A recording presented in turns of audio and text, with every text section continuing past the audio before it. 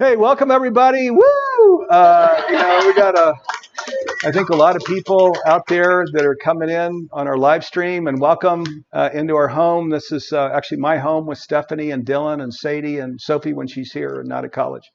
So we're real excited to be doing this program today. There's a whole group here in the room. So as well, just so you know, we've got people, humanities team. We have a guest of honor. We have friends that have traveled, great distances, some from Washington State, maybe others further, I don't know. But this is a Spiritual Leadership Award ceremony. Okay, it's our 2024 Spiritual Leadership Award ceremony, and of course presented by Humanities Team. We're giving our award to Suzanne Giesemann, so we're going to be talking a lot about Suzanne.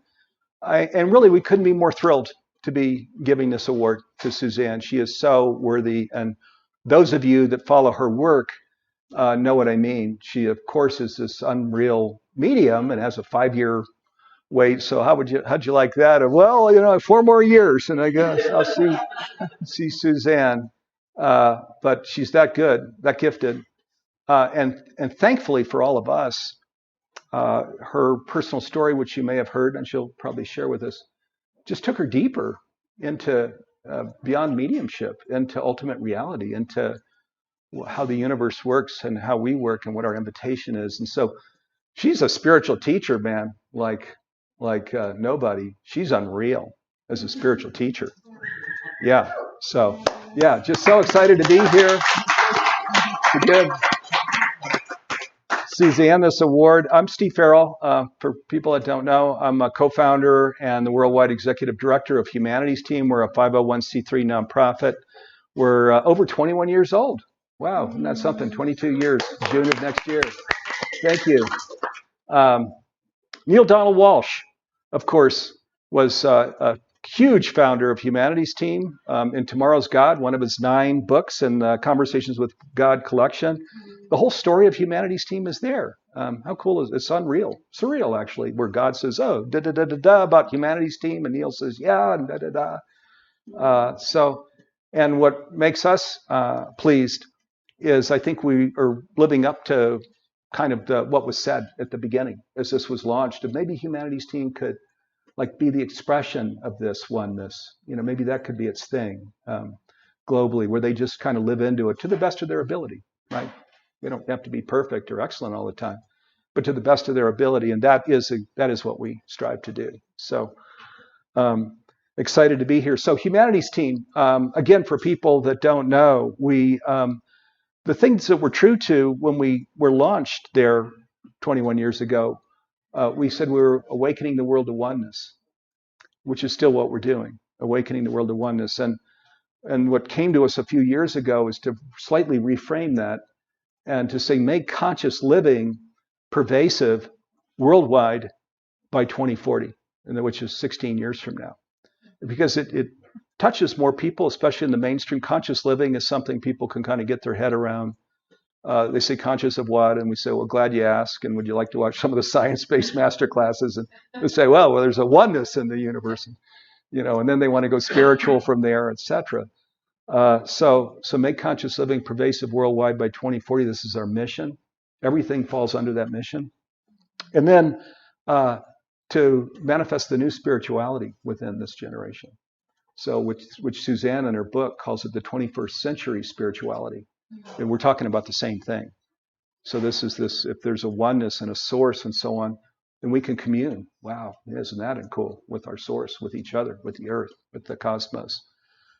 So this is what we do. And of course, we have a streaming platform. We're an educational nonprofit, and we're just offering, an economical streaming platform with Suzanne's programs and other programs that we want to get in every home, candidly. We have a 1-for-1, like Tom's Shoes. If, this person bought a subscription, and now we have a free subscription for people, especially out of the country, where $300 is $299 a year, is not affordable. So that's what the 1-for-1 is. Okay, so let me share why this award is so important this year.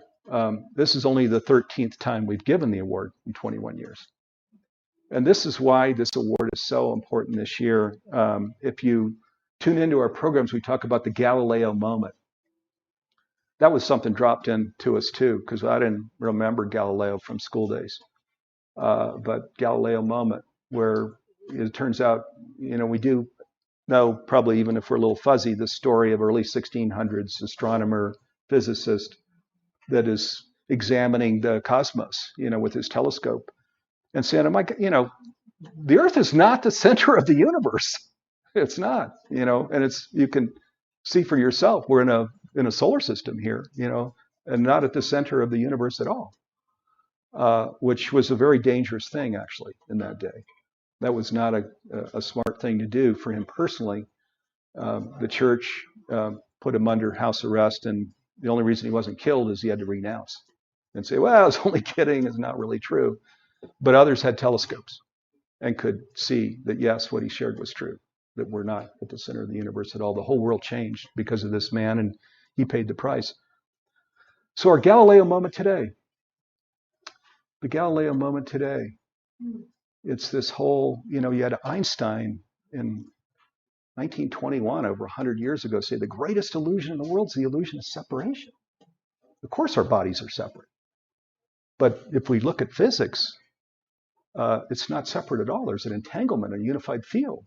We're deeply affecting each other. And then you go back to Hippocrates and Plato, 450 BCE, 2,500 years ago, saying the same thing. And this has been said over and over and over. And the reason it's important, and it's a Galileo moment, is where we think we're separate and we're not affecting each other. We're not a part of a unified field. We're not entangled with others. We do what we do today on the earth, where we can be like locusts, because it's like, well, they're getting theirs, I'm going to go get mine. The earth is a darn good warehouse of resources, and people are good resources too. I'm going to just pump them through and get my material thing. I'm going to go get it. And that's why, and of course, the outer world's a reflection of our inner world. So we look out the window, and do we like what we see? That's why we're giving Suzanne our award this year, is as a spiritual teacher. This is what she's doing. Sharing, yeah, of course we're a body. We're a body and a soul. And then taking people down into the soul and how that works. And we're deeply connected. There is no separation. I love her acronym. I'm surprised it never came. We were talking about this today. Never seen anybody use this LIFE acronym. Life, love, in full expression. Life, love, in full expression. Isn't that true? If we want to really live our life. That's Suzanne Giesemann. So, okay. Her bio, just for people that don't know. So, a spiritual teacher, author, and verified medium who has been recognized in the Watkins list of the 100 most spiritually influential living people, and a former Navy commander with a master's degree in national security affairs. She served as a commanding officer and aide to the chairman of the Joint Chiefs of Staff. Okay, that's the person that is the Army, Navy, and Air Force all report up to one person, the Joint Chiefs of Staff. And Suzanne was the assistant that flew on Air Force One with the president and the chief of the Joint Chiefs of Staff. She now shares the Awakened Way, a path to living a consciously connected and divinely guided life. Suzanne has authored 15 books, 6 best-selling HemiSync recordings, and hosts a YouTube channel with over 134,000 subscribers and millions of views each year. She produces the Daily Way inspirational messages, the Awakened Way app, and hosts the top-ranking Messages of Hope podcast. So, and of course, she came out recently with this incredible book called The Awakened Way, Making the Shift to a Divinely Guided Life. And then next Tuesday, coming out with her new book on mediumship. So, boy, these are amazing. Yeah, I haven't read the new book yet. Okay, so previous Spiritual Leadership Award winners. This is the 13th one. The first one, Neale Donald Walsch in 2003. That was the year we were founded. Gabriel of Bruges, you wouldn't know his name probably. He was our country coordinator in Argentina. Was in a wheelchair throughout his life, and boy, was he an inspiration. Unreal. This guy just lit up every room he came into. Such an inspiration.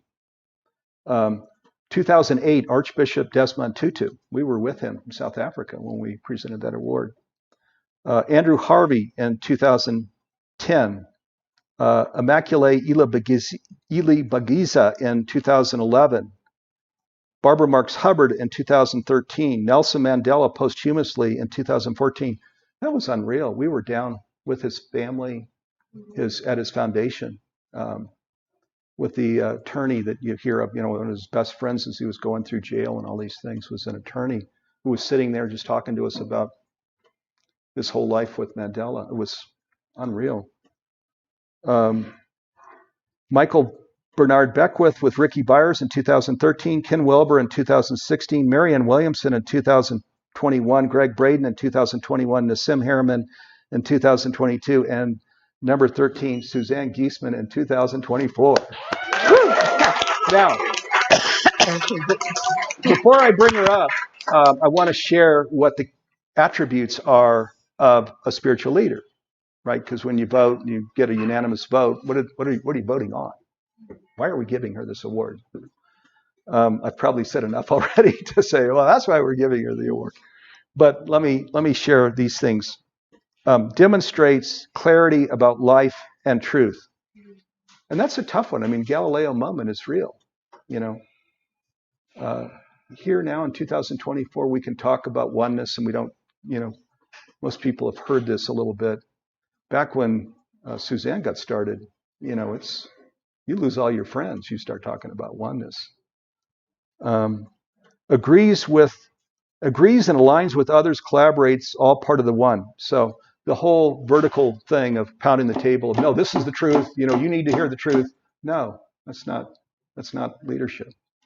Leadership is, let me share with you what is my truth, right? And collaborating with others, like Humanities Team and so many other organizations. Sees self as part of God, universe, life, and all of the other, and lives into the expression of this divinity. A big one. Living into our divinity. Lives in the truth that they believe in. So no social mask, just really standing in the truth. Is visible and commits to being free. So we're not just sitting in a convenient room where we meditate, which is important. That's part of our daily practice. But we're out in the world. We're out in the world with our messages. Committed to being a leader, no matter the outcome.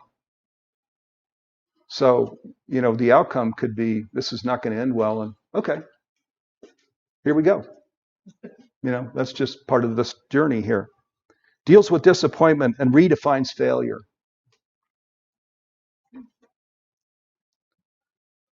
Is real, practical, and active. Okay, giving you tools, processes, guiding this process of living from our soul. Living into this life, love that is fully expressed. Is real, practical, and active. Refuses to take no for an answer.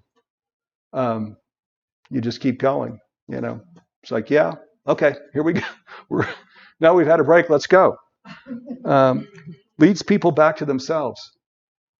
If we don't know the soul is there, right, and we're just doing this the way we all grew up, the Newtonian, Darwinian thing of, man, I'm hitting the gas and getting mine. Well, Suzanne's saying, well, go. Can I tell you some other things we could consider here too? Makes the world a better place, for sure. Embraces adversity and accepts it wholly.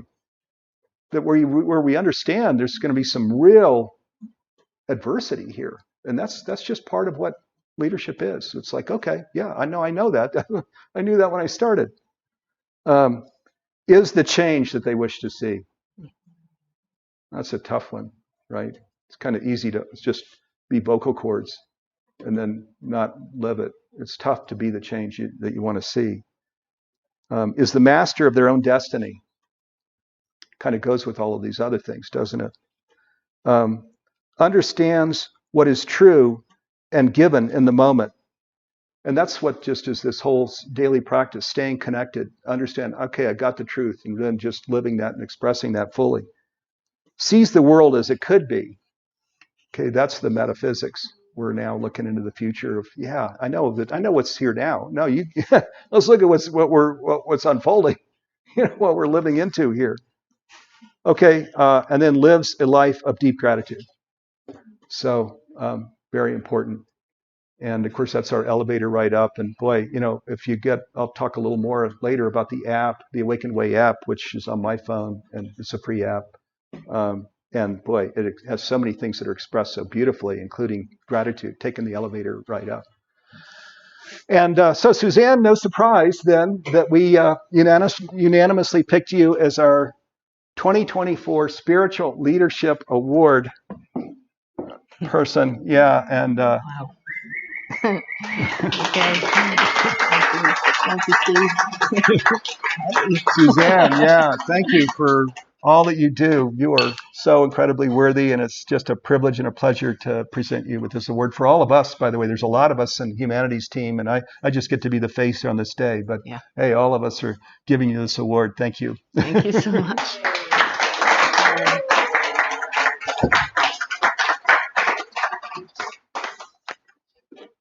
Well, thank you so much, Steve, and thank you all of you who are gathered here and all of you joining us around the world. What an honor. I have to start with the thank yous to Steve and Neale for founding this organization. It's so aligned with my mission, and when I found you and reached out and said, I'd like to be part of that, please let me contribute, and you said yes. This is a man that deserves this award right here. I know you'd all agree, but the room is full of leaders right here, and to just focus on one person, I hope, is just mirroring what you all are giving to the world, and so many people that couldn't be here with us in person. Personally, I have to start by thanking my beloved husband, Ty, who couldn't be here with us today, but I know you're watching. You are the love of my life. This man sacrifices a lot for this work. He did not marry a spiritual teacher or a medium. He didn't know what a medium was when I first took him to one. And I couldn't ask for anybody to support me more than he does. To my physical team who supports this work, Bev Garlett has been with me for 15 years, I believe. Lynette Setzkorn just retired from the work, but I can't do this alone. We have Valerie Kwitniak, Jayesh Mitha, now Stephanie Pfennig, and Christy Major. So there's a team behind me here, and also my spirit team. First and foremost, I never would have known I had a spirit team in the past, but now things flow so much easier. I thought I knew what I was going to say today, but my guides woke me at 3 in the morning and said, trash it all. We know what we want to say. So, Steve was talking about me being, real, and today may not be your standard acceptance speech. I want to share a few stories, talk about how I got to where I am today. I have some props hidden away that I asked Steve not to look in that box because I'll pull them out one by one. But why is it that I didn't know there was a greater reality for most of my life? Why is it that most people still haven't heard of Humanities Team? That's what I want to know. I talk about, I'm going to Colorado for this award ceremony for Humanities Team, and they haven't heard of it. That's part of my mission now, and I want to make it part of everybody's mission to make Humanities Team a common household term. But I'm going to use an analogy for why people don't understand, and it goes back to just earlier this summer. We had some friends visiting, Mitch and Karen, you're watching right now. We took them to a bike trail near our house. It's near the Idaho-Montana state line. It's called the Hiawatha Trail, and it's an old railroad trail. And it starts out with a 1.5 mile long tunnel, old train tunnel that you have to ride through on your bike.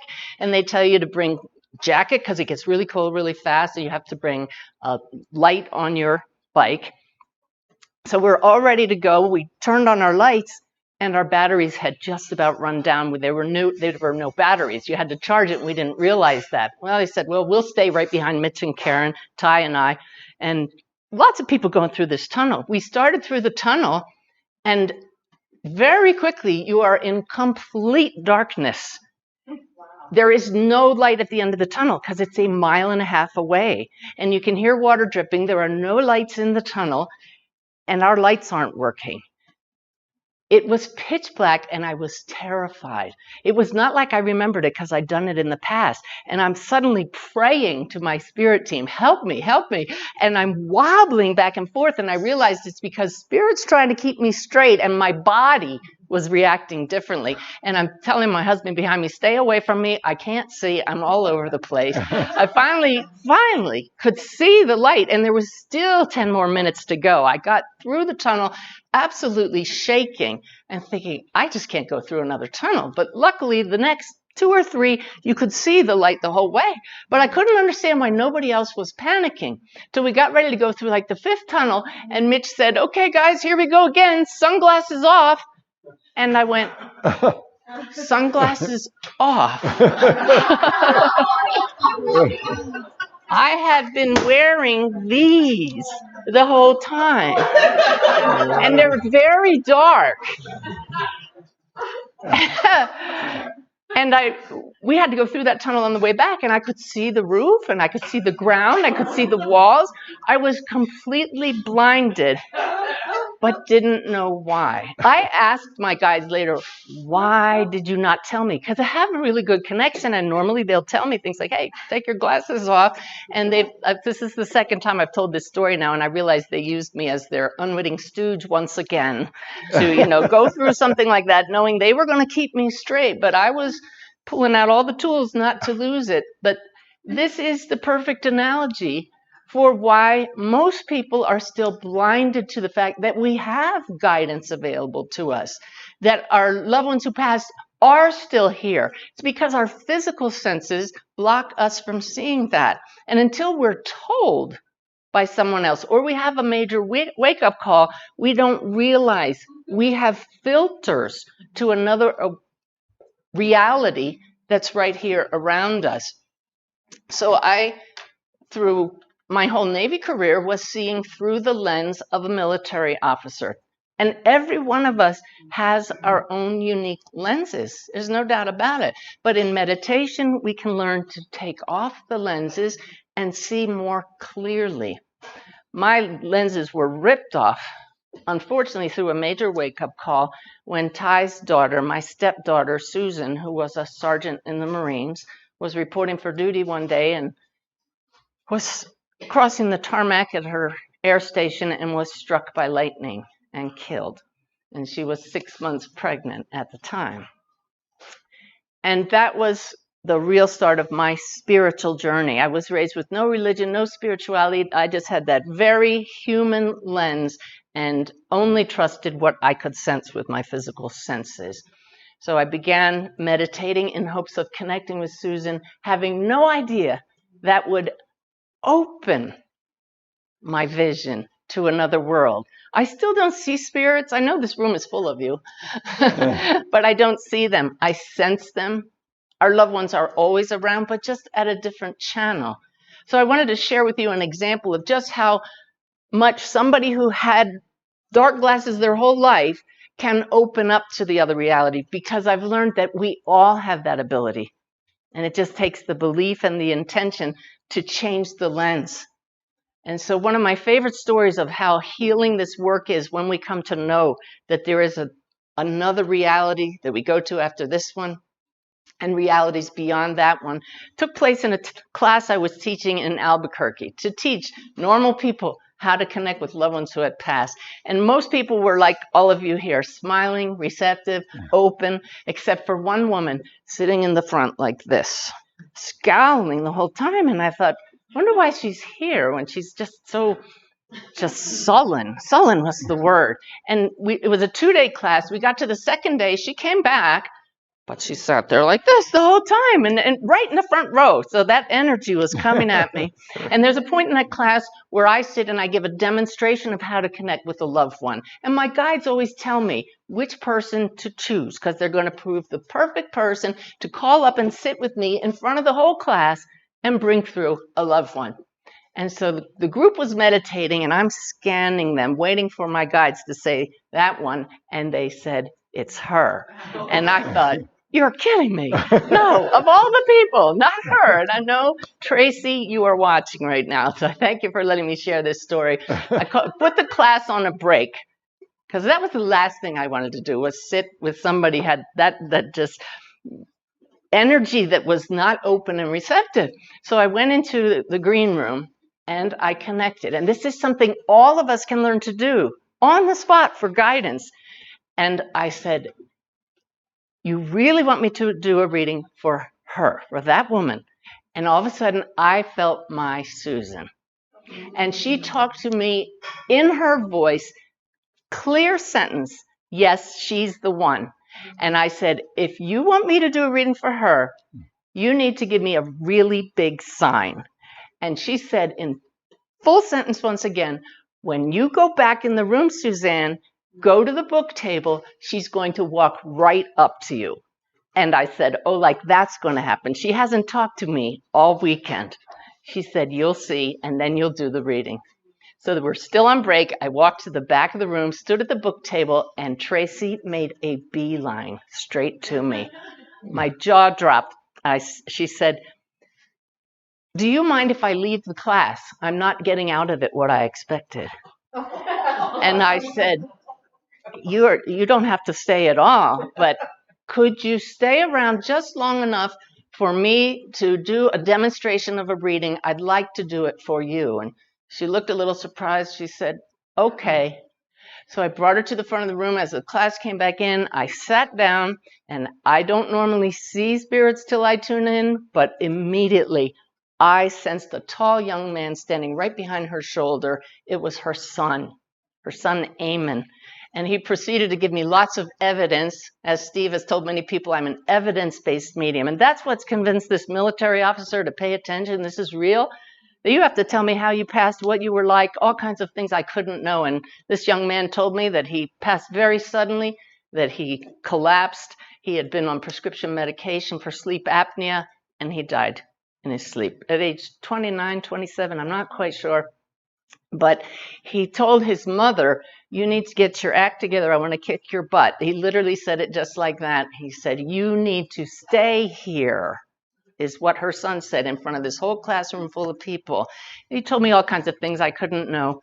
When the reading was over, Tracy came up to me and said, the reason I wanted to leave is I don't really want to learn to connect with other people's loved ones. I had to hear from my son.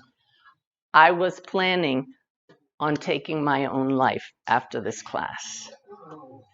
She literally planned how to do it because she had given up all hope. And the spirit world knew that. My guides knew it. They pointed right to her. My stepdaughter stepped in with, as I shared with you, utter clarity and got her to walk right up to me. That's one story of thousands I could share with you all. There's no mistaking that there is a greater reality. The evidence convinces us. It definitely changed my whole worldview. And people say it takes courage to do what you do, not when you see the healing effect it has on people. And that's the mediumship, but it takes it to a whole other level when you understand that this is the oneness that Humanities Team is always talking about. We truly are all connected across dimensions. And one way I tried to explain that happened on a trail that I was hiking on when I ran into a woman, and Ty and I started talking to her and her husband. And she was asking us why we were in Sedona at the time. And we said, well, we're showing a documentary, My Messages of Hope documentary in town this evening. And she said, oh, what's it about? And we said, well, it's about my unexpected transformation from U.S. Navy commander to medium now. And this woman with great disdain said, medium? I am a scientist. Commander, I can understand, but not medium. That's not real. And I spoke up right away, and I've learned not to defend the work, but just talk about it and let people believe what they want to believe. And I said, well, as a scientist, you would understand that it's really all just tapping into different frequencies. In my case, frequencies that most people can't understand. You can simply shift your attention and attune to frequencies that the brain doesn't tune into. This story I told in a video on YouTube called Archangel Michael is Real. There are so many more miracles in this encounter on the trail that I don't have time to get into here. But at that point, she looked at me and she said, "This ability you have, you use it to speak to dead people?" And I said, "Yes, I do." And she looked at me and she said, "Don't you do anything useful with it?" Well, I hope that Tracy's story helps to explain how useful it was. But she put me on the spot and she said, "If you're so good," and I didn't claim to be good, but that was her assumption, "what is my specialty?" And I usually don't tune in on the spot, but I realized I had nothing to lose.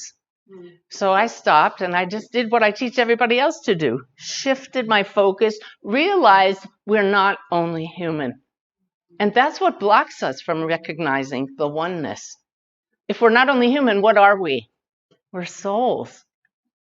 We are beings of light consisting of energy and information that's everywhere, the waves in the ocean.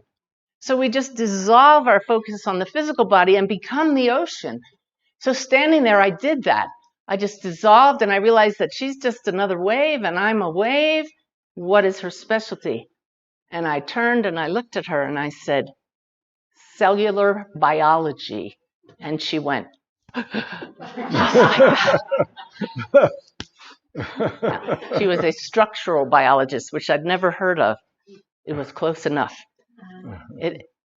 We met when we got back down to the parking lot, and I handed her a business card that I got out of the trunk of our car, thinking she'd never want to look me up again, but she did. She reached out by email, and she said, "I've told my sister about you. She might be interested in your work."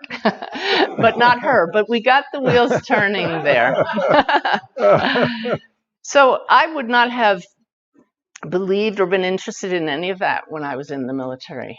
I didn't realize there is this field that we can tap into. And just recently I did a webinar talking with the folks who join me monthly for that about this field from which we all arise.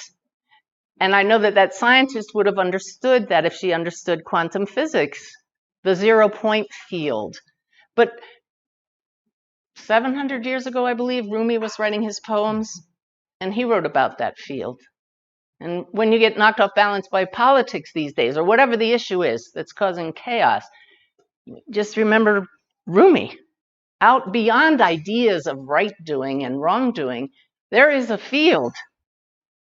I will meet you there. And that's the oneness. We have to get beyond the stories that keep us separate and meet in that field. But there's a second verse that most people don't normally hear. When the soul lies down in that grass, the world is too full to even talk about. There are no words. Ideas, language, even the phrase each other makes no sense.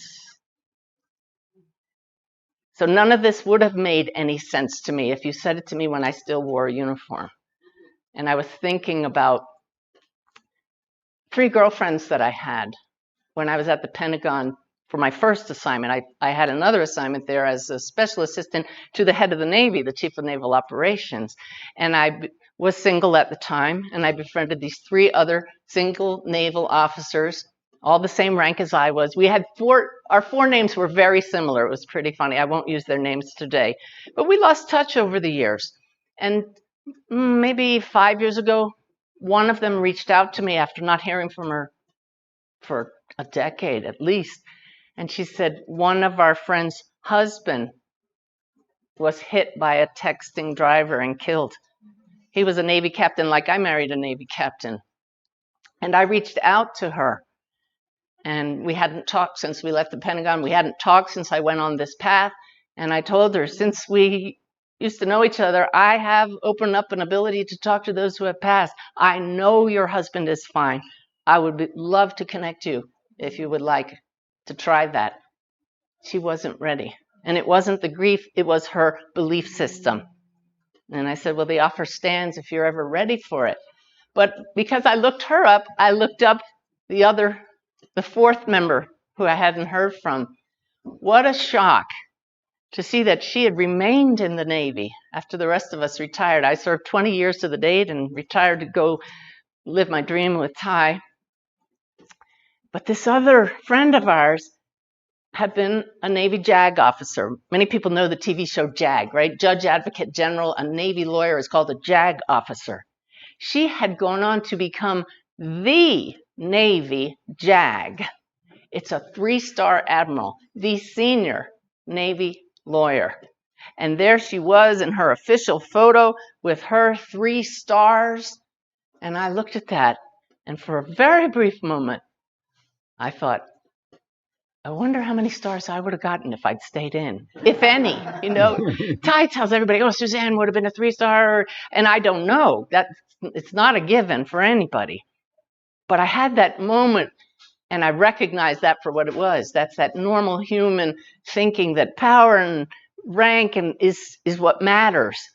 And then I thought about all of the spirits I brought through. I thought about Tracy's son, Eamon, and all the children, and the spouses, and the parents, and the families that I've connected. And I realized there aren't enough stars in the Navy or in the sky to match the honor of this work. Not just connecting people, but awakening people to the truth of who we are. The depths of what connects us, truly. You know, Steve, you're talking about this being a critical time in the Galileo moment. Most of you have probably heard of the 5-star generals like MacArthur and, who's another one? Navy, Admiral Nimitz. The government gives to generals and admirals in the Navy the ability to earn a 5th star, 5 stars, in times of crisis. So it occurred to me that we should all be going for 5 stars here. You know, we can earn our own stars. Well, how do you earn the stars? Well, in the Navy and the Marine Corps, we were always trained honor, courage, commitment. Those are the core values that we tried our best to live by. The courage I've talked about already. The courage comes from the soul. I've never not sat back and said, I can't do this. When I started channeling my guides, I knew it was unusual. I knew I looked strange when I did it. I knew my family members would question me, and they did when I put it on YouTube. But I saw the healing that it did for other people. So that comes from the soul. So when any of you question, can I really do this? Your soul already knows you can. It's why you have this ability. So courage. But the other part is commitment. I made a commitment to Susan. I'm going to honor you with this work. And everything I do is to honor her, but it became so much more than that. It's to honor all of us. We as souls who had the courage to come into a physical body, into this reality, this is hard work. It's really hard work. So what do we do when we're committed? Well, Humanity's Team provides the path. I've spent a lot of time on their website in the last week or so. And you can really get lost in that website. There's so much good information. I don't need to do any more work. They've done it all. It's all out there. But I printed out an ebook that they have online. 10 action steps to changing humanity's future. It's a beautiful book, beautifully done. I don't know if anybody here in the room is responsible for that, but it's a work of art. And I love that it is 10 action steps. You know, people say, well, I want to help, but what can I do? And this is what anybody could do. Very quickly, get involved. Love and accept yourself. I love that. And the picture in here shows someone with their hand over their heart. Just doing that will change you. Love and accept yourself. Like Steve said, the peace starts within us. When you're radiating love from within, people around you will feel that. Express gratitude, honor your body.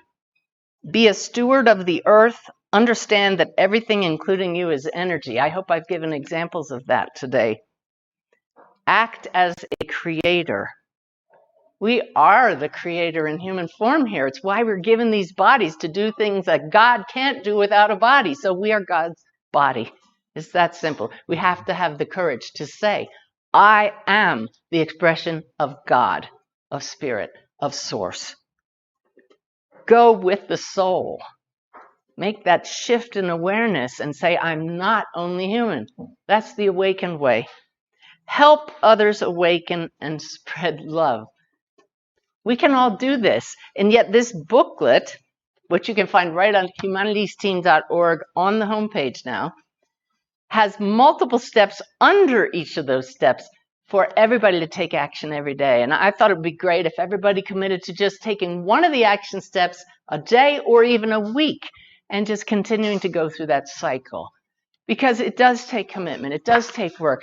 Sitting in the silence is so important. Because if you don't shut out the outer world and turn off these senses, you remain blinded. But you turn down the left brain, which I sure had a very active left brain in the military, and you activate the right brain, which is where we get that real connection with each other by sitting quietly in the silence. So I know that everybody here who's tuned in is already on this path. You're already committed. But I thought, I handed that woman my card on the trail right then and there. And I thought, I meet so many people that don't know what Humanities Team is. And we're all members of humanity. So we really should just take that extra step to be members of Humanities Team. And I think, well, we should be card-carrying members of Humanities Team. So, Steve, you gave me an award, but I got something to give back to you here. This is the first set of cards here. Woo.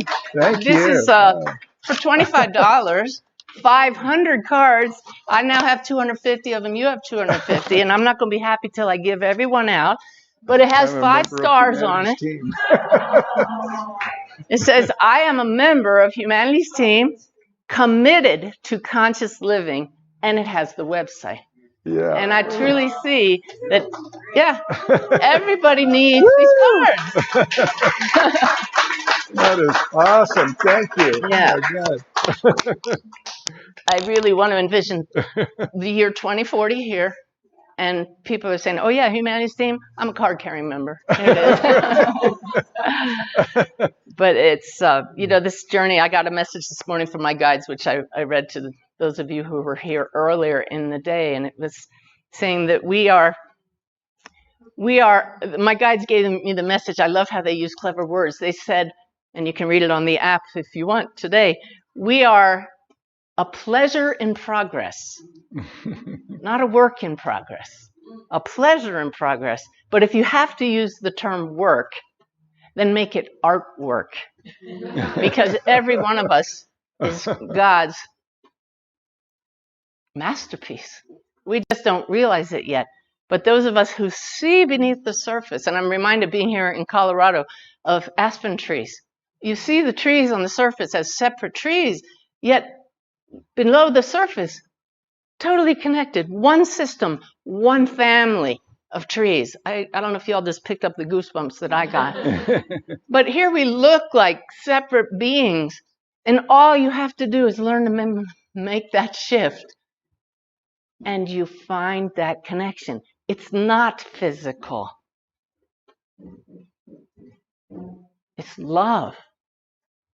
So we need to learn to take off these glasses that blind us. I got one more prop for you. And trade them out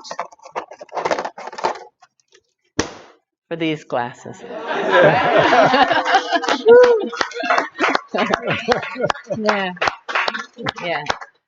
That's the new lens, and I'm definitely committed to the long game. I'll see y'all in 2040, I hope. And with everybody that's tuned in, get yourself a pack of cards. Thank you, Bev, for designing that beautiful card. It doesn't matter the design, it's the message, right? I'm a committed and card-carrying member of Humanities Team. Thank you so much. Oh, that was beautiful. I'll go take you soon. Okay, so some quick things here as we wrap. So this app, I want to just show it to you for people that don't have the app, and I know many of you all in the room do have the app. So here it is. I don't know whether the camera can zoom in. It's this top left, and it's the Awakened Way app. So you can go in. and download this Awaken Way app. This Suzanne was reading. She channels these each morning. So this morning she channeled it from here, and boom, uploads this message. And that we're a work in pleasure, or artwork if we got to stay with work. These turn of phrases are all over in here. I mean, they're extraordinary. When there were something that was challenging that happened by one of our humanities team members here in the room, I said, "Boy, download that app. You're going to be comforted. It's incredibly." But even I read these every day. Yeah. So such a great gift to us all, Suzanne. Thank you.